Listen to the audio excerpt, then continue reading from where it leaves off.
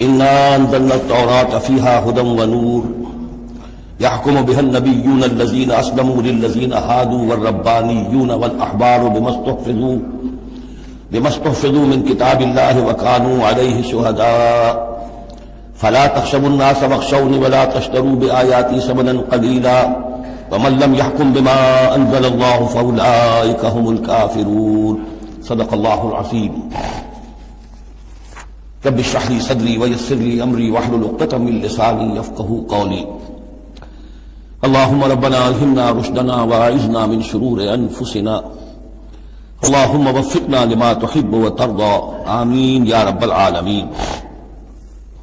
سورہ مائدہ کا یہ 7واں رکوع جو اب ہم پڑھنے لگے ہیں اور جو حسن اتفاق سے 7 ہی آیات پر مشتمل ہے، یہ بھی قرآن حکیم کے بہت اہم مقامات میں سے ہے اور اس میں بہت سخت تحدید ہے، تنبیہ ہے، دھمکی ہے ان لوگوں کے لیے کہ جو کسی آسمانی شریعت پر ایمان کے دعوے دار ہوں اور پھر اس کے بجائے کسی اور قانون کے اوپر اپنی زندگی گزار رہے ہوں.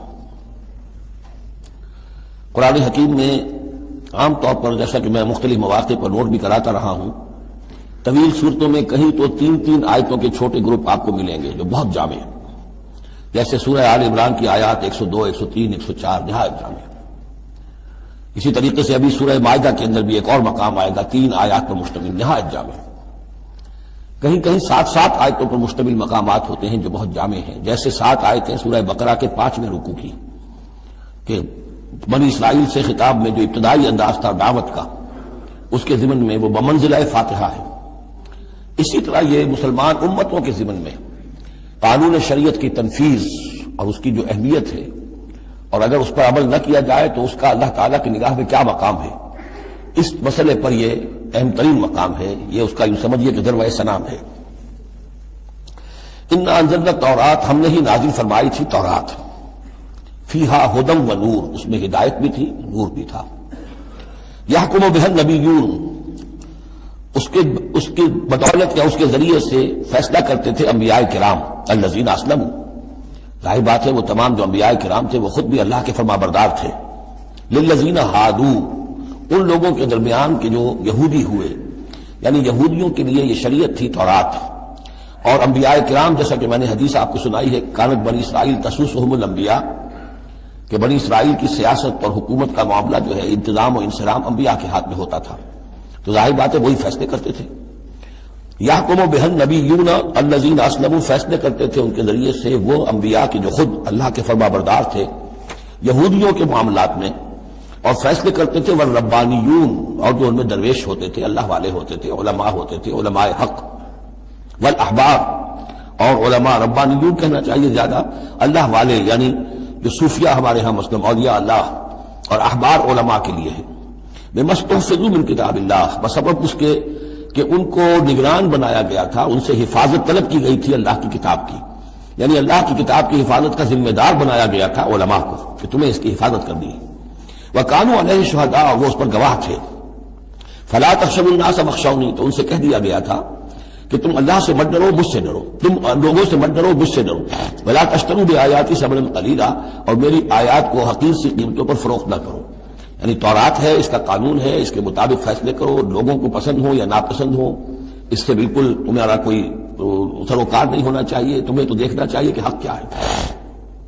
اب آ رہی ہے وہ کانٹے والی بات، وَمَن لَّمْ يَحْكُم بِمَا أَنزَلَ اللَّهُ فَأُولَٰئِكَ هُمُ الْكَافِرُونَ، اور جو اللہ کی اتاری ہوئی شریعت اور قواعد و ضوابط کے مطابق فیصلے نہیں کرتے وہی تو کافر ہیں. بتوں سے تجھ کو امید ہے، خدا سے نہ امیدی، مجھے بتا تو صحیح اور کافری کیا ہے. وَكَتَبْنَا عَلَيْهِمْ، اور ہم نے لکھ دیا تھا ان کے ذمے، واجب کر دیا تھا ان پر، فیہا، اس کتاب میں تورات میں، ان نفس بالنفس، کہ جان کے بدلے جان ہوگی، والعین بالعین، آنکھ کے بدلے آنکھ، والانف بالانف، ناک کے بدلے ناک، والاذن بالاذن، کان کے بدلے کان، والسن بالسن، دانت کے بدلے دانت، والجروح قصاص، اسی طریقے سے زخموں کا بدلہ بھی ہوگا برابر کا. فمن تصدق به فهو کفارۃ اللہ، پھر جو کوئی اس کو معاف فرما دے تو یہ اس کے گناہوں کا کفارہ بن جائے گا.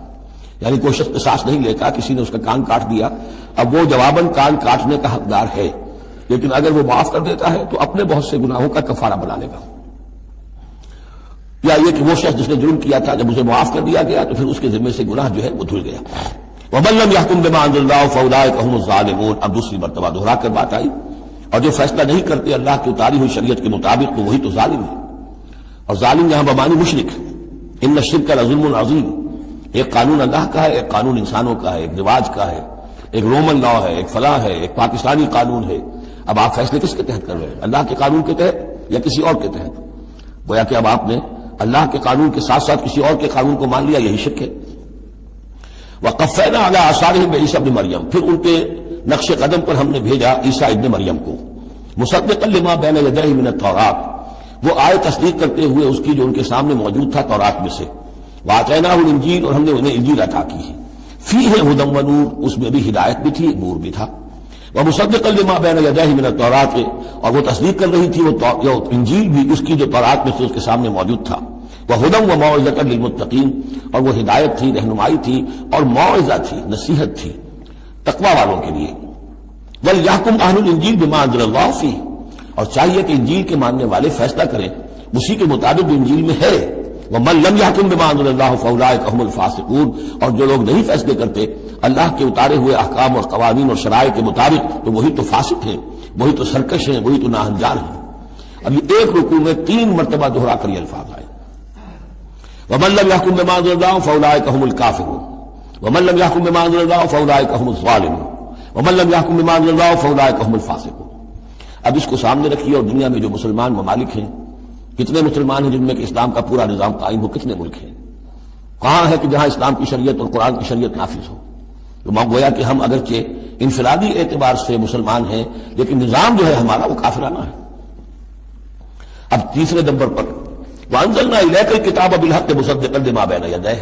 اور اب اے نبی صلی اللہ علیہ وسلم ہم نے آپ پر کتاب نازل فرمائی حق کے ساتھ، یہ بھی تصدیق کرتے ہوئے آئی ہے ان دونوں کی جو اس کے سامنے موجود ہیں. من الکتاب، کتاب میں سے، وَمُهَيْمِنًا عَلَيْهِ. اب البتہ یہ ان کی نگران بن کر آئی ہے، یعنی یہ کہ ان کے اندر جو تحریفیں ہو گئی تھی اب ان کی تصحیح اس کے ذریعے سے ہو رہی ہے. یہ بتائے گی اور یہ گویا کہ اب وہ کسوٹی ہے کہ اس پر پرکھا جائے گا تورات کی کوئی شے اس کے خلاف ہے تو گویا کہ وہ محرف شے ہے. فَاحْكُم بَيْنَهُم بِمَا أَنزَلَ اللَّهُ. تو اب آپ کا فرض بھی یہی ہے کہ ان کے درمیان فیصلہ کیجئے اسی شریعت کے مطابق، قانون کے مطابق جو اللہ نے نازل فرمائی. وَلَا تَتَّبِعْ أَهْوَاءَهُمْ عَمَّا جَاءَكَ مِنَ الْحَقِّ. اور ان کی خواہشات کی پیروی کرتے ہوئے جو اللہ تعالیٰ کی جانب سے حق آپ کے پاس آیا ہے اس سے منحرف نہ ہو. مت پیروی کیجیے ان کی خواہشات کی، اور ان کی خواہشات کی پیروی کرتے ہوئے اما یعنی انما چھوڑ کر اس کو کہ جو حق آیا ہے آپ کے پاس. لِكُلٍّ جَعَلْنَا مِنكُمْ شِرْعَةً وَمِنْهَاجًا. تم سب کے لیے ہم نے ایک شریعت، ایک دستور اور ایک طریقہ کار جو ہے وہ طے کر دیا. یہ آیت بڑی اہم ہے. جہاں تک تو شریعت کا تعلق ہے تو یہ تو پہلے سے بہت واضح بات ہے، سب کو معلوم ہے. شریعت موسوی شریعت محمدی میں فرق ہے صلی اللہ علیہ وسلم علیہ الصلوۃ والسلام. منہاج میں بھی فرق ہے. اس پر توجہ جو ہے اکثر و بیشتر جیسی ہونی چاہیے ہوتی نہیں ہے. مثلاً یہ کہ حضرت موسیٰ علیہ السلام کے منہاج میں ہم یہ دیکھتے ہیں کہ وہ ایک مسلمان امت کے لیے بھیجے گئے تھے.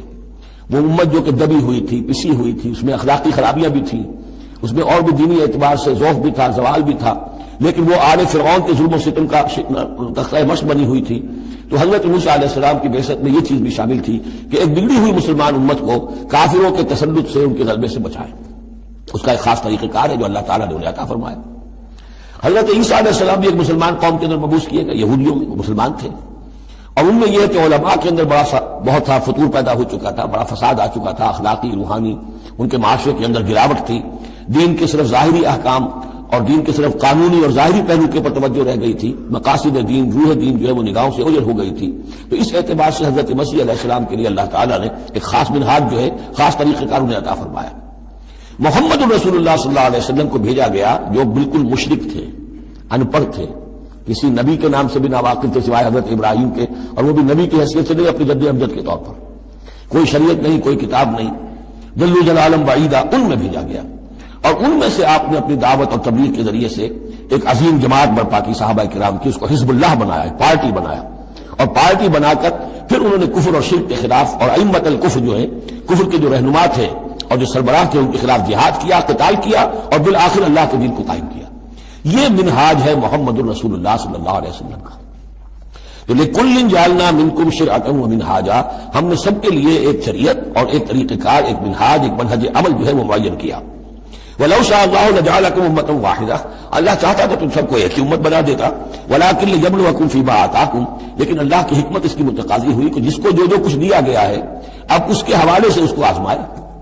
اب ہمارے لیے اصل اسوہ حضرت موسیٰ نہیں ہے، اصل اسوہ حضرت عیسیٰ نہیں ہے۔ لَقَدْ كَانَ لَكُمْ فِي رَسُولِ اللَّهِ أُسْوَةٌ حَسَنَةٌ، تمہارے لیے اے مسلمانوں اسوہ ہے اللہ کے رسول محمد صلی اللہ علیہ وسلم کی ذات مبارکہ۔ حضرت عیسیٰ نے شادی نہیں کی، ہمارے لیے اسوہ نہیں ہے۔ حضور نے تو فرمایا النکاح من سنتی، ساتھ ہی فرمایا من رغب عن سنتی فلیس منی۔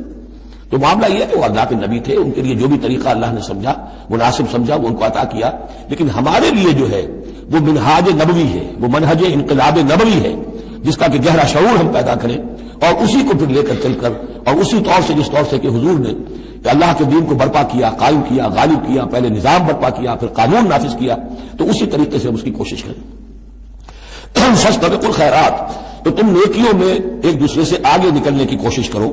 الی اللہ مرجعکم جمیعا، تم سب کا لوٹنا ہے اللہ ہی کی طرف۔ فینبئکم بما کنتم فیہ تختلفون، تو تمہیں جتلا دے گا ان چیزوں کے بارے میں جن میں تم اختلاف کرتے رہے تھے۔ وانحکم بینہم، پھر دوبارہ حضور سے تاکید کے ساتھ دوبارہ کہا اور فیصلہ کیجئے ان کے مابین بما انزل اللہ، اس شریعت کے مطابق جو اللہ نے اتاری ہے۔ ولا تتبع اہواءہم، اور ان کی خواہشات کی پیروی نہ کیجئے۔ آج ہم کن کی خواہشات کی پیروی کر رہے ہیں؟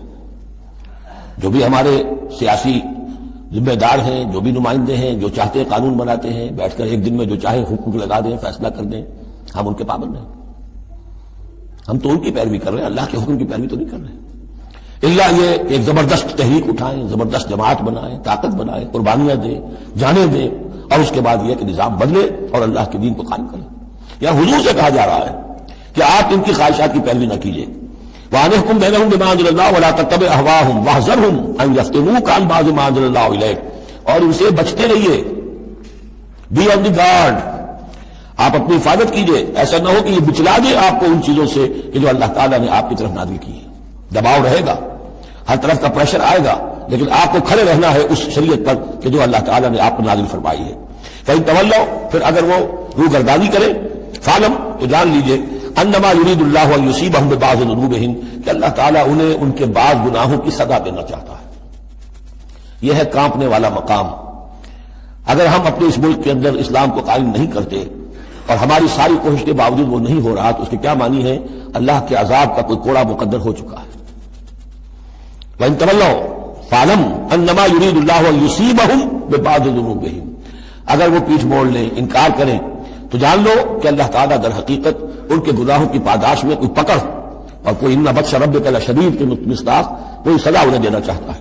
وَإِنَّ كَثِيرًا مِنَ النَّاسِ لَفَاسِقُونَ، اور اس میں تو کوئی شک ہی نہیں ہے کہ لوگوں میں اکثر جو ہیں، بہت سے لوگ وہ فاسق ہیں، نافرمان ہیں۔ أَفَحُكْمَ الْجَاهِلِيَّةِ يَبْغُونَ، تو کیا یہ جاہلیت کے فیصلے چاہتے ہیں؟ جاہلیت کہتے ہیں اس دور کو جو حضور کی بعثت سے قبل کا دور ہے۔ تو کیا اب بھی یہ دستور، ہماری روایات، ہماری ریت، اس کے فیصلے پر چلنا چاہتے ہیں؟ جیسے کہ مسلمان زمیندار کھڑا ہو کر انگریز کی عدالت میں کہا کرتا تھا کہ ہمیں اپنی وراثت کے مقدمات کے فیصلوں میں شریعت کا فیصلہ نہیں چاہیے، ہمیں رواج کا چاہیے، مسلمان کہتے تھے۔ افحکم الجاہلیت یبغون، تو کیا یہ جاہلیت کا حکم چاہتے ہیں؟ ومن احسن من اللہ حکما لقوم یوقنون، تو اللہ تعالیٰ کے حکم و فیصلے سے بہتر کس کا حکم ہو سکتا ہے؟ لیکن کن کے حق میں؟ جو یقین رکھنے والے ہوں۔ اللہم ربنا اجعلنا منہم، ہمیں اللہ تعالیٰ اس یقین اور ایمان حقیقی کی دولت سے سرفراز فرمائے۔ یا ایھا الذین آمنوا لا تتخذوا اليہود والنصارى اولیاء، اہل ایمان یہود اور نصارہ کو اپنے حمایتی اور پشت پناہ نہ بناؤ۔ بعضهم اولیاء بعض، وہ خود ایک دوسرے کے ان میں سے بعض کے پشت پناہ ہیں، مددگار ہیں۔ اس کے بارے میں حال ہی میں نے رائے ظاہر کی ہے کہ یہ در حقیقت پیشین گوئی تھی جو اس دور میں آ کر پوری ہوئی ہے۔ جب قرآن نازل ہوا ہے تب تو صورت وہ تھی جو ہم پڑھ آئے ہیں کہ اغرینا بینہم العداوۃ والبغضاء الی یوم القیامہ، ہم نے تو ان کے مابین دشمنی اور بغض پیدا کر دیا، دشمنی رہی ہے شریر ان کی آپس میں، اور کچھ تو خون ہوتا رہا ہے۔ لیکن یہ کہ ایک پیشین گوئی تھی جو پوری ہوئی ہے اس صدی میں آ کر۔ بالفور ڈکلیریشن کے بعد سے صورتحال یہ بنی ہے کہ ان کا گٹھ جوڑ شروع ہوا ہے، اور پھر اسرائیل کی حکومت قائم ہوئی ہے، اور وہ ہوئی ہے برطانیہ کے زیر اثر اور امریکہ کے زیر اثر، اور اب بھی اگر وہ قائم ہے تو اصل میں انہیں عیسائیوں کی سپورٹ کی وجہ سے قائم ہے۔ عیسائی سپورٹ کیوں کر رہے ہیں کہ ان کے ممالک کی ساری معیشت کو یہودی جو بینکرز ہیں انہوں نے قابو میں کیا ہوا ہے. تو اب ان کا گٹھ جوڑ جو ہے وہ اس درجے ہو چکا ہے، آپس میں گتھ گئے ہیں کہ ان کی مالیات ساری عیسائی ممالک کی مالیات پر قبضہ ہے یہودیوں کا، لہذا اس کو ان کی ساری سپورٹ جو ہے ملٹری سپورٹ وہ یہودیوں کو حاصل ہو رہی ہے. یا ایھا الذین آمنوا لا تتخذوا اليہود والنصارى اولیاء، مت بناؤ یہودیوں اور عیسائیوں کو اپنے حمایتی اور پشت پناہ، بعضهم اولیاء بعض، وہ ایک دوسرے کے مددگار ہیں. ومن یتولھم منکم، اور جو کوئی تم میں سے ان سے دوستی رکھے گا، ان سے پیکٹ کرے گا، ان سے اپنی حمایت تلاش کرے گا، فإنہ منہم، وہ انہی میں سے شمار کیا جائے گا. پھر ہم اسے مسلمان نہیں سمجھیں گے، ہماری نگاہوں میں پھر وہ یہودی اور نصرانی ہے. ان اللہ لا یہدی القوم الظالمین، اللہ ایسے ظالموں کو ہدایت نہیں دیتا. آج ہماری جو ہے اکثر ممالک کی پالیسی کدھر جا رہی ہے اور قرآن کا فتویٰ کیا ہے اس پر وہ آپ کے سامنے آ گیا. فَتَرَى الَّذِينَ فِي قُلُوبِهِم مَرَضٌ، تو تم دیکھو گے ان لوگوں کو جن کے دلوں میں روگ ہے، یُسَارِعُونَ فِيهِم، انہی کے اندر گھسنے کی کوشش کرتے رہتے ہیں. لے جاؤ کشمیر کا مسئلہ، پھر بھاگو یو این او کی طرف، پھر جاؤ فلاں اور پھر فلاں اداروں میں وہیں سے معاملات طے کرواؤ. گویا کہ ساری ہماری بھاگ دوڑ تگ و دو جو ہے پھر یہی ہے کہ انہی کے اندر. تَرَى الَّذِينَ فِي قُلُوبِهِم مَرَضٌ، کیوں؟ اس لیے کہ دلوں میں روگ ہے، نفاق ہے. ایمان ہو، اللہ پر اعتماد ہو، اللہ پر یقین ہو، اللہ سے خلوص اور اخلاص ہو تو یقین ہوگا اللہ مدد کرے گا ہماری. ان تنصروا اللہ ینصرکم، پھر آپ لڑ جائیں گے، بھڑ جائیں گے. جب وہ روگ ہے، اللہ پر اعتماد نہیں، خود اللہ کے ساتھ مخلص نہیں، توقع نہیں کہ اللہ مدد کرے گا، تو اب رہ گیا یو این او اور امریکہ بہادر. فَتَرَى الَّذِينَ فِي قُلُوبِهِم مَرَضٌ يُسَارِعُونَ فِيهِم، وہ تو انہی کے اندر گھستے رہتے ہیں، کوشش کرتے رہتے ہیں. یقولون نخشى ان تصیبنا دائرہ، اب وہ کہتے یہ ہیں کہ ہمیں اندیشہ ہے کہ کوئی گردش زمانہ جو ہے اس کی ہم پر جو ہے کوئی مصیبت نہ آ جائے، ہم اس کے لیے ان کا سہارا لیتے ہیں. فعسى الله ان ياتي بالفتح وامر من عنده، ہو سکتا ہے کہ اللہ تعالیٰ جلد ہی فتح لے آئے یا اپنے پاس سے کوئی اور ایسا فیصلہ ظاہر فرما دے. فيصبحوا على ما اسروا في انفسهم نادمين، کہ پھر جو کچھ وہ اپنے جیوں میں چھپائے ہوئے ہیں اس پر انہیں نادم ہونا پڑے. انہیں معلوم ہو جائے گا کہ جن پہ تکیا تھا وہی پتے ہوا دینے لگے، پتہ چل جائے گا کہ وہی سب ہے کہ جو اصل دھوکہ دے رہے ہیں کہ جن پر ہم نے سارا تکیا رکھا تھا. وَيَقُولُ الَّذِينَ آمَنُوا هَؤُلَاءِ الَّذِينَ أَقْسَمُوا بِاللَّهِ جَهْدَ أَيْمَانِهِمْ، اور اس وقت پھر اہل ایمان کہیں گے کہ یہ وہ لوگ ہیں کہ جو قسمیں کھا کر کہا کرتے تھے إِنَّهُمْ لَمَعَكُمْ، کہ وہ تمہارے ساتھ ہیں. حَبِطَتْ أَعْمَالُهُمْ فَأَصْبَحُوا خَاسِرِينَ، ان کے تمام اعمال حبط و اکارت ہو جائیں گے اور وہ خسارے والے بن کر رہ جائیں گے. اب آ رہی ہیں وہ تین آیتیں جو میں نے عرض کیا ہے کہ یہ تین آیتیں اہل ایمان کے لیے، وہ اہل ایمان کے جو جد و جہد میں مبتلا ہو گئے. اللہ تعالیٰ ہمیں بھی توفیق دے سب کو کہ کمر کسنے کے اللہ کے دین کو غالب کرنا ہے، اللہ کی شریعت کو نافذ کرنا ہے. ہمیں ظالم اور فاسق اور کافر کی حد سے نکلنا ہے، ہم پر اس کا فتویٰ نہ لگے اللہ کا، اس کے لیے جو ہے محنت کرنی ہے. اب محنت کرتے ہوئے ظاہر بات ہے کہ پھر بعض مراحل ایسے بھی آ جاتے ہیں کہ مشکلات ہوتی ہیں، مصائب آتے ہیں، تکالیف آتی ہیں. اگر اس مصیبت اور مشکل اور تکلیف میں آدمی کے قدم لڑکھڑانے لگے اور وہ کچھ پسپائی اختیار کرنا شروع کرے تو یہ جو ایک نفسیاتی کیفیت ہے، جو لوگ اس میں مبتلا ہو گئے ہوں، یہ ان سے تین آیتیں ہیں خطاب کرنے والی اہم ترین.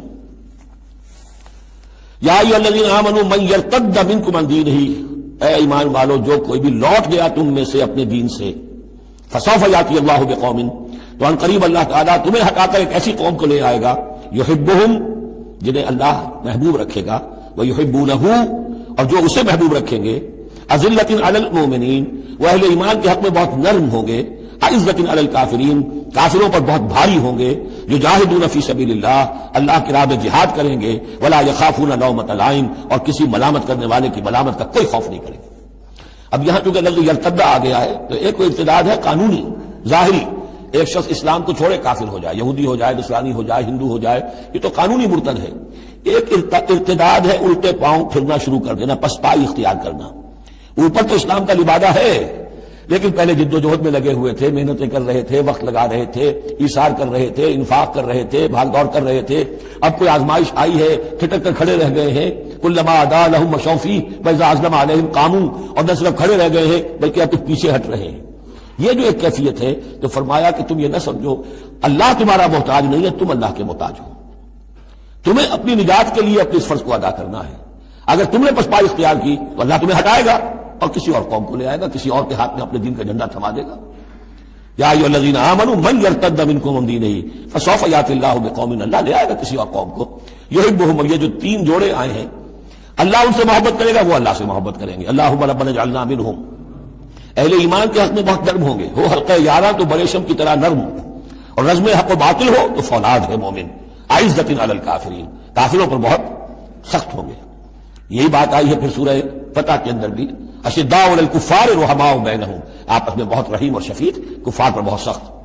تیسرا جوڑا یجاہدون فی سبیل اللہ، اللہ کی راہ میں جہاد کریں گے، ولا یخافون لومۃ لائم، ان کے رشتہ دار ان کے دوست کہیں گے کیا ہو گیا، دماغ خراب ہو گیا تمہارا، تم فینیٹک ہو گئے ہو، تمہیں اولاد کا خیال نہیں، تمہیں اپنی مستقبل کی فکر نہیں، ان کی پرواہ نہیں کریں گے۔ پھر نہیں واپس کوئی فرمان جنوں کا، اور تنہا نہیں لوٹی کبھی آواز جرس کی، خیریت جاں راحت تن صحت داماں، سب بھول گئی مصلحتیں اہل حوث کی۔ اس راہ میں جو سب پہ گزرتی ہے سے گزری، تنہا پس زندہ کبھی رسوا سر بازار، کرتے ہیں بہت شیخ سرے گوشہ منبر، اور برسے ہیں اور گرجے ہیں بہت اہل حکم برسر دربار۔ چھوڑا نہیں غیروں نے کوئی ناوی کے دشنام، چھوٹی نہیں اپنوں سے کوئی طرز ملامت، اپنوں سے کوئی طرز ملامت۔ چھوڑا نہیں غیروں نے کوئی ناوی کے دشنام، چھوٹی نہیں اپنوں سے کوئی طرز ملامت۔ اس عشق نہ اس عشق پہ نادم ہے مگر دل، ہر داغ ہے اس دل میں بجز داغ ندامت۔ ذالک فضل اللہ یؤتیہ من یشاء، یہ کردار ہے، یہ جوڑے جو ہیں تین دو دو لفظوں کے جوڑے، دو دو ترکیبیں ہیں، ان کو اچھی طرح ذہن نشین کریں اور دعا مانگیں اللہ سے، اللہ ہمیں اس کردار کو عملاً اختیار کرنے کی توفیق دے۔ ذالک فضل اللہ یؤتیہ من یشاء، یہ اللہ کا فضل ہے، وہ دیتا ہے جس کو چاہتا ہے۔ واللہ واسع علیم، اللہ بہت وسعت رکھنے والا ہے، یعنی اللہ کے فضل کے خزانوں میں کمی نہیں ہے۔ اگر تم اپنے بھائیوں کو، دوستوں کو، عزیزوں کو، ساتھیوں کو، رفیقوں کو دیکھتے ہو کہ اللہ کا بڑا فضل ان پر ہوا ہے، کیسے کیسے انہوں نے مرحلے سر کر لیے، کیسی کیسی بازیاں جیت لی ہیں، تو اللہ سے فضل تلاش کرو، اللہ تمہیں بھی ہمت دے گا، اس لیے کہ اس دین کے کام میں اس قسم کا رشک جو ہے وہ پسندیدہ ہے۔ حضرت عمر کو تھا نا خیال، کیونکہ کوئی خاص وقت میں اس وقت ان کے پاس دولت کافی تھی، جب غزوہ تبوک کے لیے حضور نے کہا ہے کہ انفاق کرو، انہوں نے سوچا کہ آج میں ابو بکر سے بازی لے جاؤں گا، اس لیے کہ آج کل کاروباری لوگوں کے پاس کبھی وہ ہوتی ہے کیش جو ہے، نقد سامان کچھ ہوتا ہے کبھی نہیں ہوتا، سارا معاملہ کریڈٹ پہ گیا ہوا ہے، لیکن یہ کہ اس وقت ان کے پاس تھا تو ان کا کہ آج تو میں بازی لے جاؤں گا، لیکن حضرت ابو بکر جو کچھ تھا وہ سب لے آئے، اور حضرت عمر آدھا لے کر آئے تھے، تو حضرت عمر نے کہا میں نے جان لیا ابو بکر سے آگے کوئی نہیں بڑھ سکتا۔ تو اس معاملے میں فاستبقوا الخیرات، نیکیوں میں، خیر میں، بھلائی میں ایک دوسرے سے آگے نکلو۔ انما ولیکم اللہ ورسولہ، تمہارا ولی تو اصل میں اللہ ہے، اس کا رسول ہے، تمہارا دوست، پشت پناہ، حمایتی، رازدار جو ہونے چاہیے اللہ نمبر ایک، رسول نمبر دو، والذین آمنوا، اور اہل ایمان۔ کفار سے، یہود سے، نصارہ سے، ہندوؤں سے، کسی اور سے دلی دوستی یہ ایمان کے منافی ہے۔ اگر دین کی غیرت ہوگی، اللہ اور اس کے رسول کی حمیت دل میں ہوگی تو دلی دوستی نہیں ہو سکتی۔ انما ولیکم اللہ ورسولہ والذین آمنوا، الذین، اور یہ اہل ایمان کون سے اہل ایمان؟ میرے اور آپ جیسے اہل ایمان نہیں، وہ اہل ایمان الذین یقیمون الصلاۃ ویؤتون الزکاۃ وہم راکعون، جو نماز قائم رکھتے ہیں، زکوٰۃ دیتے ہیں جھک کر۔ یہاں راکعون کا مطلب یہ ہے کہ رکوع کرتے ہیں، وہ صحیح نہیں ہے، یہ زکوٰۃ دینا اس لیے کہ ہم پڑھ چکے ہیں سورہ بقرہ میں کہ سب سے بڑھ کر انفاق فی سبیل اللہ کا مستحق کون ہے؟ للفقراء الذین احصروا فی سبیل اللہ، وہ لوگ جو اللہ کے دین میں ہمہ وقت ہمہ لگ گئے ہیں، ان کے پاس اپنی معاش کے لیے وقت نہیں ہے، وہ ہے سب سے بڑھ کر مستحق۔ ظاہر بات ہے وہ فقیر اس معنی میں تو نہیں ہے کہ جھک کر آپ سے مانگیں گے، انہیں تو آپ کو جھک کر دینا ہوگا، آپ انہیں دیں اور وہ قبول کر لیں تو آپ ان کا احسان مانیے۔ وَيُؤْتُونَ الزَّكَاةَ وَهُمْ راكعون وَمَنْ يَتَوَلَّ اللَّهَ وَرَسُولَهُ، اور جو کوئی بھی اللہ اور اس کے رسول کے ساتھ دوستی قائم کر لے گا، وَالَّذِينَ آمَنُوا، اور اپنا حقیقی دلی رشتہ انہی کے ساتھ قائم کرے گا جو اہل ایمان ہیں، فَإِنَّ حِزْبَ اللَّهِ هُمُ الْغَالِبُونَ، یہاں یوں سمجھے کہ محذوف یہ ہے کہ پھر یہ حزب اللہ بن جائیں گے، اور سن لو کہ حزب اللہ ہی غالب رہنے والے ہیں۔ یہ شرائط پہلے پوری کی جائیں، یہ تمام معیارات جو ہیں ان پر پورا اترا جائے، پھر یقیناً اللہ تعالیٰ کا یہ وعدہ ہے فَإِنَّ حِزْبَ اللَّهِ هُمُ الْغَالِبُونَ، یقیناً پھر حزب اللہ جو ہے وہی غالب رہے گی۔ یا ایھا الذین آمنوا لا تتخذوا الذین اتخذوا دینکم ہزوا ولعبا من الذین اوتوا الکتاب من قبلکم والکفار اولیاء، پھر بات آ رہی ہے اہل ایمان مت بناؤ ان لوگوں کو کہ جنہوں نے تمہارے دین کو ہنسی اور کھیل بنا رکھا ہے، ان لوگوں میں سے بھی کہ جنہیں کتاب دی گئی تھی تم سے پہلے، اور دوسرے کافروں سے بھی کسی کو اپنا ولی اور دوست مت بناؤ، نہ مشرکین میں سے نہ اہل کتاب میں سے۔ واتقوا اللہ ان کنتم مؤمنین، اور اللہ کا تقوی اختیار کرو اگر تم مومن ہو۔ وإذا نادیتم إلی الصلاۃ اتخذوها ہزوا ولعبا، جب تم نماز کے لیے پکارتے ہو، اذان دیتے ہو، تو یہ لوگ اس کا مذاق اڑاتے ہیں، نقلیں کرتے ہیں۔ ذالک بأنہم قوم لا یعقلون، یہ اس لیے کہ یہ وہ لوگ ہیں کہ جو عقل سے عاری ہیں۔ قل یا اہل الکتاب، ان سے کہیے اے نبی کہ اے کتاب والو، هل تنقمون منا، آخر تمہیں کیا ضد ہو گئی ہے ہم سے، کس بات کا انتقام ہم سے لے رہے ہو؟ الا ان آمنا باللہ، سوائے اس بات کے کہ ہم ایمان لائے اللہ پر، وما انزل الینا، اور اس پر جو ہم پر نازل کیا گیا، وما انزل من قبل، اور اس پر بھی جو پہلے نازل کیا، وان اکثرکم فاسقون، واقعہ یہ ہے کہ تمہاری اکثریت جو ہے اب نافرمانوں پر اور ناہنجاروں پر مشتمل ہو چکی ہے۔ قل هل انبئکم بشر من ذلک، کہیے کہ کیا میں تمہیں بتاؤں یہ جو تم مذاق اڑا رہے ہو اور تماشا کر رہے ہو اور استہزاء کر رہے ہو، اس سے زیادہ بری بات کیا ہے؟ مثوبۃ عند اللہ، سزا ہوگی اللہ کی طرف سے، اور وہ سزا کیسی کیسی ہوگی؟ من لعنہ اللہ، جس کو اللہ لعنت فرما دے، وغضب علیہ، اور اس پر غضبناک ہو جائے، وجعل منہم القردۃ والخنازیر، اور جس میں سے کہ پھر وہ بنا دے بندر اور خنزیر، وعبد الطاغوت، اور جنہوں نے بندگی کی شیطان کی، اولئک شر مکانا واضل عن سواء السبیل، یہ سب کے سب جو ہیں بہت دور کے درجے میں ہیں، بہت برے مقام میں ہیں، اور بہت دور چلے گئے ہیں، بہت ہی زیادہ بھٹکے ہوئے ہیں سواء السبیل سے۔ وَإِذَا جَاءَكُمْ قَالُوا آمَنَّا، اور جب وہ تمہارے پاس آتے کہتے ہیں ایمان لے آئے، وَقَدْ دَخَلُوا بِالْكُفْرِ وَهُمْ قَدْ خَرَجُوا بِهِ، حالانکہ وہ داخل بھی ہوئے تھے کفر کے ساتھ اور نکلے بھی ہیں کفر کے ساتھ۔ میرے نزدیک یہ اشارہ ہو رہا ہے انہی لوگوں کی طرف جن کا ذکر سورہ آل عمران میں ہے، جنہوں نے فیصلہ کیا تھا کہ صبح کو ایمان لاؤ، شام کو کافر ہو جاؤ، تو وہ داخل بھی ہوئے ہیں تو کفر کے ساتھ، نکلے بھی ہیں تو کفر کے ساتھ۔ وہ داخل ایک لمحے کے لیے بھی انہیں ایمان کی کوئی حلاوت نصیب ہوئی ہی نہیں، شعوری طور پر یہ فیصلہ کر کے کہ رہنا تو ہمیں اپنے ہی دین پر ہے، لیکن دھوکے کی خاطر اور اسلام کی اور اس دین کی جو ساکھ بن گئی ہے اس ساکھ کو نقصان پہنچانے کی خاطر ہم یہ سازش کر رہے ہیں۔ وَإِذَا جَاءُوكُمْ قَالُوا آمَنَّا وَقَدْ دَخَلُوا بِالْكُفْرِ وَهُمْ قَدْ خَرَجُوا بِهِ وَاللَّهُ أَعْلَمُ بِمَا كَانُوا يَكْتُمُونَ، اور اللہ خوب جانتا ہے، خوب زیادہ واقف ہے جو وہ چھپائے ہوئے تھے۔ وَتَرَىٰ كَثِيرًا مِّنْهُمْ يُسَارِعُونَ فِي الْإِثْمِ، تم دیکھو گے ان میں سے بہت سو کو کہ بہت بھاگ دوڑ کرتے ہیں گناہ کے کاموں میں، والعدوان، اور ظلم کے کاموں میں، وَأَكْلِهِمُ السُّحْتَ، اور حرام کے کھانے پر، لَبِئْسَ مَا كَانُوا يَعْمَلُونَ، بہت ہی برا ہے وہ عمل جو یہ کر رہے ہیں۔ لَوْلَا يَنْهَاهُمُ الرَّبَّانِيُّونَ وَالْأَحْبَارُ عَنْ قَوْلِهِمُ الْإِثْمَ وَأَكْلِهِمُ السُّحْتَ، کیوں نہیں منع کیا اور کیوں نہیں منع کرتے ان کے درویش، ان کے صوفی، ان کے پیر و مرشد اور ان کے علماء ان کو گناہ کی بات کہنے سے اور حرام خوری سے۔ ہمارے پیر بھی حرام خوری سے روکیں گے نہیں، انہیں تو اس میں سے نذرانے مل جانے چاہیے، اللہ خیر سننا، کہاں سے کمایا، کیا کھایا، کہاں سے، اس سے کوئی بحث نہیں۔ لولا ینہاہم الربانیون، حالانکہ کام تو یہ تھا کہ اللہ والے جو ہیں وہ انہیں روکیں، منع کریں، نہیں المنکر، امر بالمعروف جو ان کا فریضہ تھا۔ لبئس ما کانوا یصنعون، بہت برا ہے وہ کام جو وہ کر رہے ہیں۔ وقالت الیہود ید اللہ مغلولہ، اور یہود نے کہا کہ اللہ کا ہاتھ بند ہو گیا، مطلب یہ کہ ایک تو اس کا مفہوم یہ ہے کہ اللہ کی رحمت جو تھی ہمارے لیے وہ ختم ہو گئی، اس لیے کہ یہ رحمت جو تھی نبوت کی ہمارے لیے تھی، مختص تھی، اور یہ اب یہ ہاتھ جو ہے یہ دست رحمت اللہ کا ہماری طرف سے بند ہو گیا۔ یا یہ ہے کہ جیسے مذاق اڑایا کرتے تھے کہ اللہ جو ہے جب قرض حاصلہ مانگتا ہے اس کا مطلب ہے اللہ فقیر ہے ونحن اغنیاء۔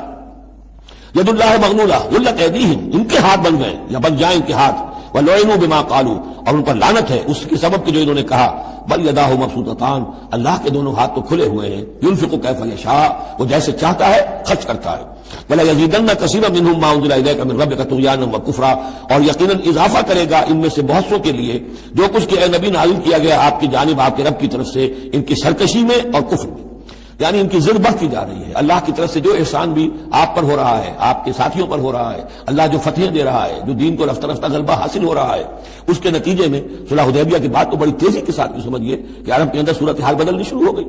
اب اس سے یہ کہ بجائے اس کے کہ اب بھی سمجھ لیتے کہ حق کیا ہے اور یکسو ہو کر اس کا ساتھ دیتے، اب ان کے اندر وہ جلن جو ہے اور حسد کی آگ بڑھتی جا رہی ہے۔ وَأَلْقَيْنَا بَيْنَهُمُ الْعَدَاوَةَ وَالْبَغْضَاءَ إِلَى يَوْمِ الْقِيَامَةِ، اور ہم نے ان کے مابین قیامت تک کے لیے دشمنی اور بغض ڈال دیا ہے۔ کلما اوقدوا نارا للحرب، جب بھی کبھی یہ آگ روشن کرتے ہیں جنگ کے لیے، سازشیں یہ کرتے تھے، یہ ساری جنگیں جو ہے خاص طور پہ غزوہ احزاب جو ہے وہ تو سب یہ یہودیوں کی سازش کے نتیجے میں ہوئی ہے، لہذا یہ سب کو ادھر ادھر جا کر سفارتیں بھیج کر لوگوں کو جمع کرتے تھے، تم آؤ باہر سے حملہ کرو، ہم اندر سے جو ہے تمہاری مدد کریں گے، تو یہ گویا کہ آگ بھڑکاتے رہتے ہیں جنگ کی۔